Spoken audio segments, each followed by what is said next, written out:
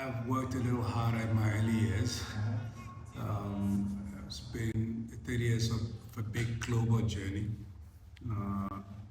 And the 30 years is only a small part of it. I think it's just a culmination of the work we've done specifically to the Lion King franchise in its whole.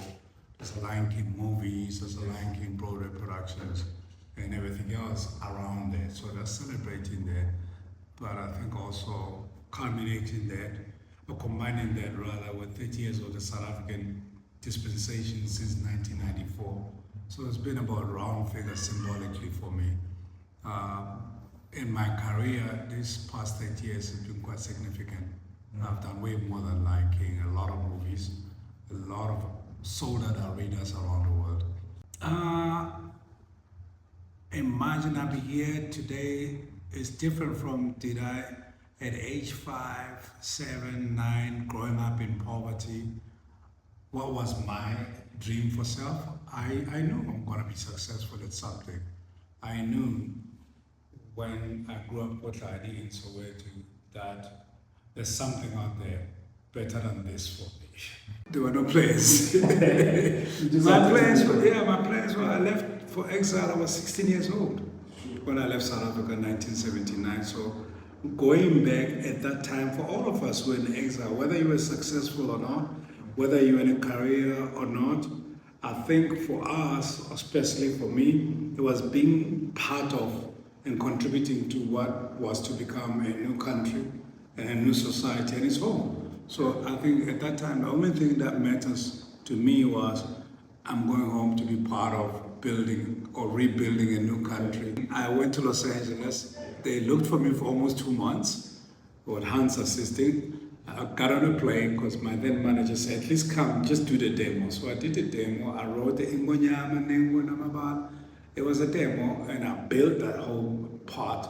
Then I was ready to go to the airport.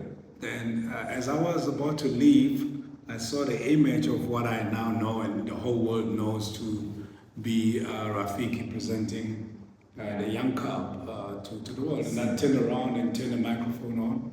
And I did that as a demo. I said, and then I left. I don't think anyone, including Disney, thought this movie would be as big as it became. Yeah, because at that time, the big anticipated movie at Disney was Pocahontas. This, like the King, it wasn't even called Lion King, I don't remember what it was called. The collaboration with Hans doesn't start with the Lion King, it starts with our first movie together, The Power of One. That's 2-3 years before The Lion King.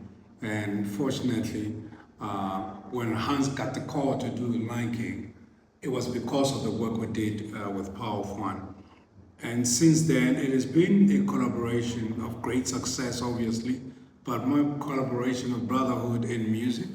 We've since done a couple of more movies after Lion King. We've since done just about the whole world, sold out arenas in the last 10 years. I've been a special guest on Hans Zimmer's tour, his live tour from day one, and now he's about to be a special guest in my first live tour. I think my proudest moment is coming up shortly, a month from now. I know it sounds like a joke.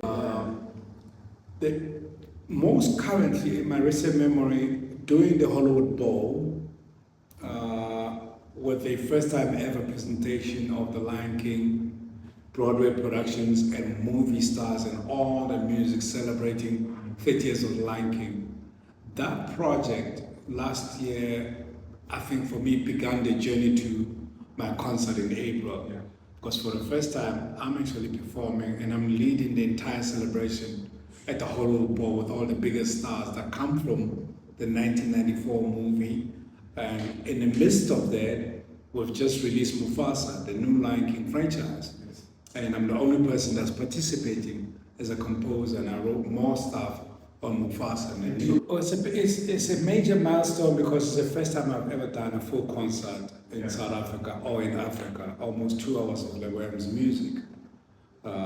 Even I'm looking forward to experiencing that. It's a milestone on its own. The fact that I'm doing my first concert at home in South Africa is quite special. What to expect? The entire catalog of Lebo M, from movies, even new songs I've never really released.